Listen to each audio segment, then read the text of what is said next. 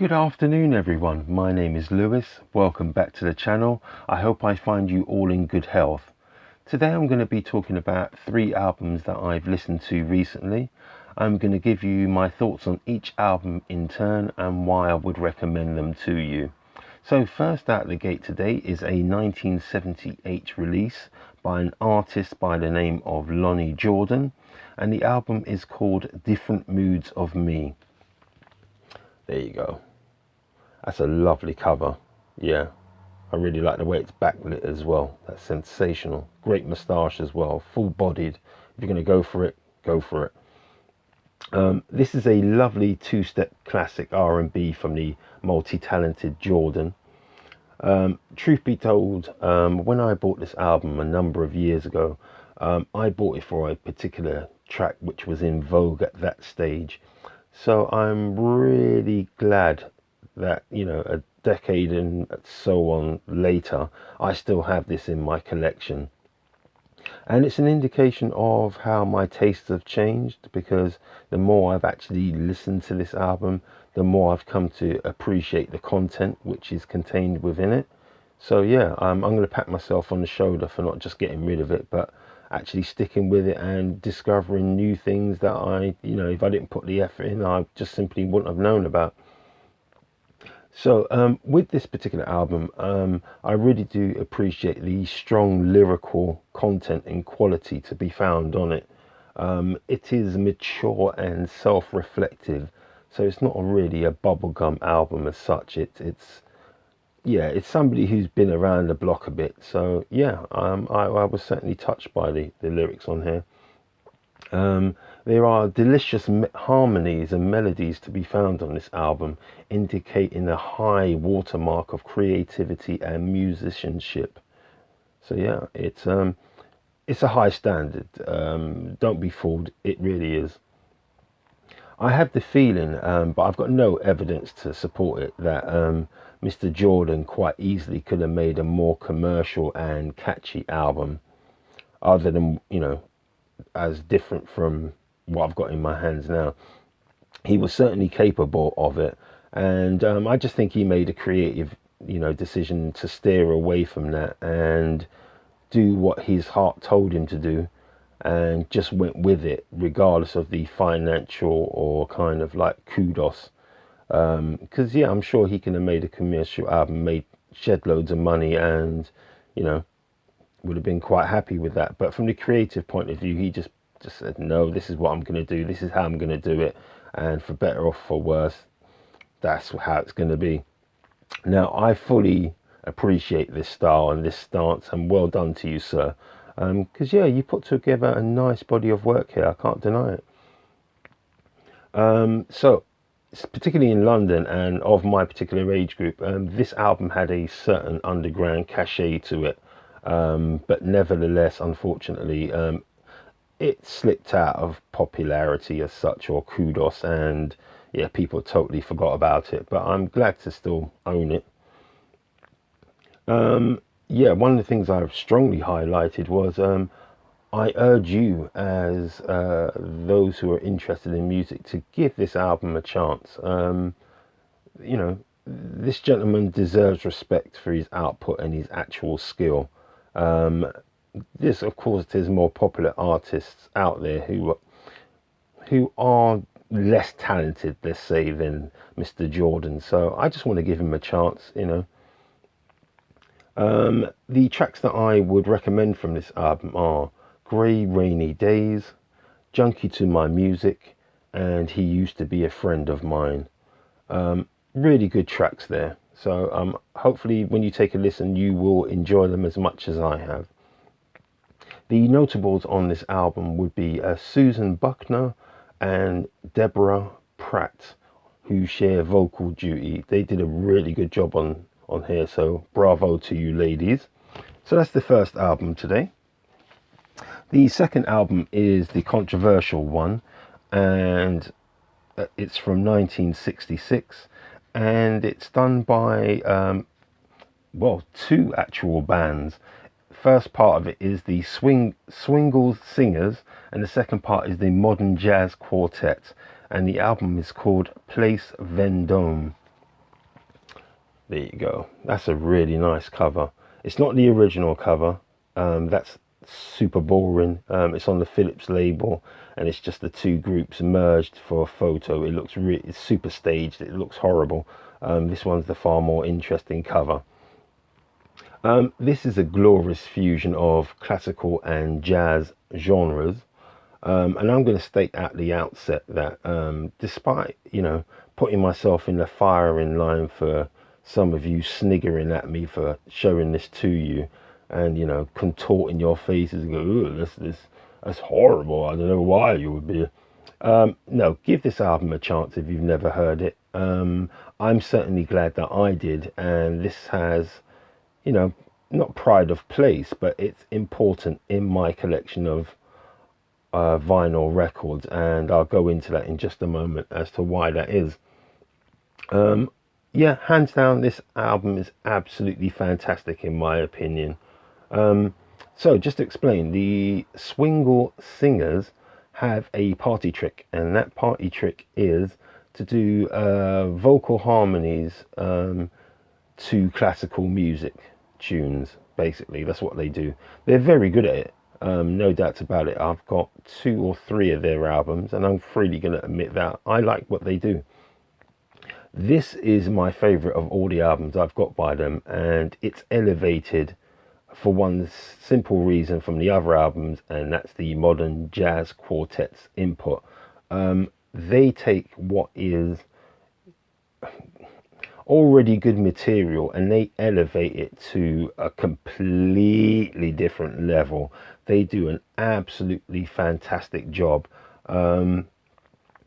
and they play with a level of poise seldom seen. I'll say that.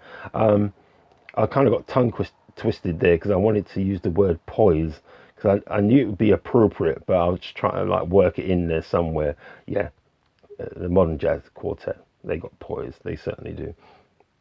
I found this album in a local record store in the bargain bin, and it was the cover which intrigued me. Had a listen to it and was completely blown away by it. And I bought it for next to nothing. It was maybe about £1.50, £2 for this album. And I've got to honestly say, this is one of my finest ever vinyl purchases. The bang per buck is unbelievable for this album. It deserves respect in my opinion. The tracks that I would recommend from this album would be Risicare, I believe it's pronounced, 286, that's one track. Second track is When I'm Laid in Earth, which is a heartbreaking tune. And the third tune that I would recommend is Three Windows.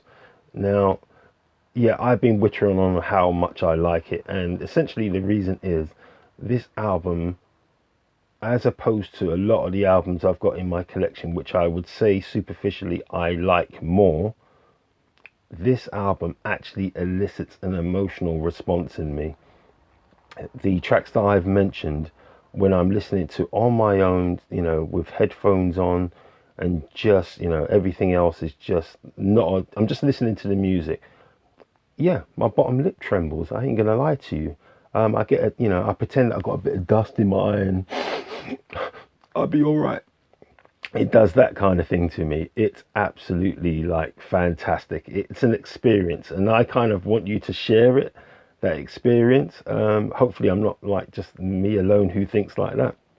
But at the same point, I didn't want to show it to you because I've got a feeling that some of you who haven't heard this, when you do hear it, you're going to be blown away by it. And you're going to pretend that, oh, yeah, I found this for myself. No, give me credit. I want credit for this. But if you have it already, you already know why I say what I say. So check this out on one of the streaming sites. You are in for an absolute treat if you give it a chance. If you don't let the cover and the name of the Swingle singers defeat you. If you put those to one side and just listen to it, I think you're in for an absolute treat, but it's something different. So the third album today is a 1975 release by a by a group by the name of Candeias, and the album is called Sambayana. Look at that. That's a beautiful cover. Let me just, it's a gatefold, so I'm going to try without garrotting myself. Yep, there you go. Super nice. Yes, this is heavenly South American jazz fusion, just to give you some context as to what this is. And as far as my vinyl collection goes, yeah, I rate this super highly. And part of the reason is I think of this as a natural successor to two of the Timbre Trio's classic albums, one of which is Avançao and the other one is called Tempo. Now, they were done in the 60s. This is from, like, you know, mid 70s. But I think of this as a natural progression from those two albums, and I adore those two albums by the Timbre Trio. I am genuinely blown away by some of the exquisite compositions and musicianship to be found on this album. Just simply blown away. The band members hail from a couple of the countries in South America, that being Argentina, Brazil and Uruguay. I would say, hands down, this is a totally underrated affair. Yeah, and the band itself is completely underrated. I think of them as I said, underrated yet super powered South American supergroup. They've just done an extraordinary job on this album. The energy to be found on this album is just, it's just phenomenal. It really is. This album embraces elements of frivolity and sadness. And then I start to get a bit flowery in my notes. Listen to this. Is it too much to claim that this album encompasses human nature? What the? Even I'm astonished by what I wrote there, but I think I can remember what I meant when I wrote that. Yeah, it's just got a bit of everything here. Give this a listen, give it a chance. And I think even if you don't like the kind of Brazilian sound, this might be the gateway. This might be the crossover one for you. This is the one that might break the camel's back and you decide for yourself, oh, I quite like that genre. Yeah, this one's an absolute treat. And yeah, my final comment with this particular album was, you would be doing yourself a disservice if you don't give this album a listen. And I underlined that 3 times because, yeah, I really mean it. Give it a chance. I think for those who are interested in music and try to pull down the barriers of what they think they should like because somebody else told them, have a listen for yourself and then make your own judgment. But I certainly just adore this album. The tracks that I would recommend from this album would be Palmeiras, Manga. Oh, sorry, I had this all sorted out earlier on in like how to pronounce these names, and I've kind of just lost it. So it's Palmeiras, Managua. There you go, and Zimbao are the 3 tracks that I would recommend. The notables on this album are, and hopefully I won't butcher it this time, Guillermo Reuter, who is the composer arranger, Ruben Azaralde on flute, who does a tremendous job on this album, Darcy Suave on bass, and Carlos Carli on drums and percussion. Fantastic job, gentlemen. Your credit to your profession. Just beautiful, beautiful, beautiful, beautiful. Yeah, you'd be silly not to have a listen at least. So that's the 3rd and final album today. I'd like to thank you for giving me some of your time and listening to my ramblings about some of the vinyl I've got in my collection. I hope you enjoyed the experience. I hope, I certainly enjoyed talking about it. So for the moment, please look after yourselves. Don't forget to like, subscribe, share, comment down below with any suggestions of albums that you think I should be having a look out for. Or if you agree or disagree with some of my comments, please let me know. So until the next episode, please, please, please look after yourselves, stay safe, and I will see you soon. So until then, take care. Bye-bye.